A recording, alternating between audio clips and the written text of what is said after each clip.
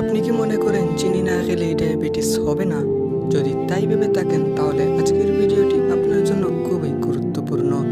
কারণ শুধু চিনি খাওয়াই ডায়াবেটিসের একমাত্র কারণ নয়। এমন অনেক মানুষ আছে তারা চিনি একেবারেই খান না, কিন্তু তাদের ডায়াবেটিস ধরা পড়ে। এমন অনেক মানুষ আছেন যারা খুব কম মিষ্টি খান, তবুও তাদের ডায়াবেটিস ধরা পড়ে। কেন এমন হয়? আজ সহজ ভাষায় জানবেন সেই কারণগুলো, সঙ্গে জানবেন কিভাবে নিজের ডায়াবেটিসকে নিয়ন্ত্রণে আনতে পারেন।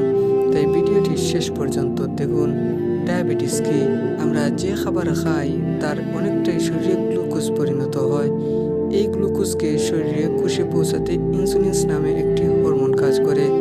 যখন শরীর যথেষ্ট ইনসুলিন তৈরি করতে পারে না অথবা ইনসুলিন ঠিকমতো কাজ করে না, তখন রক্তে শর্করার মাত্রা দ্রুত বেড়ে যায়, আর এই অবস্থাকে ডায়াবেটিস বলা হয়।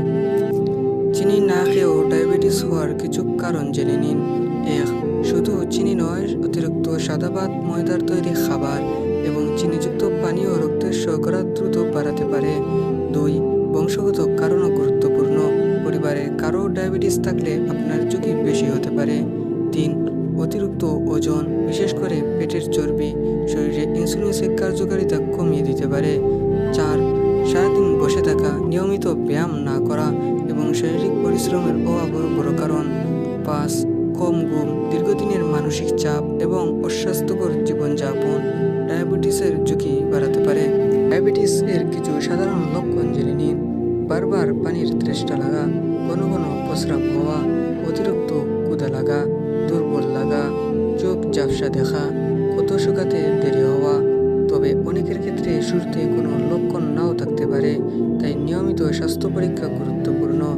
মনে রাখবেন, শুধু চিনি না খেলে ডায়াবেটিস থেকে সম্পূর্ণ নিরাপদ থাকা যায় না।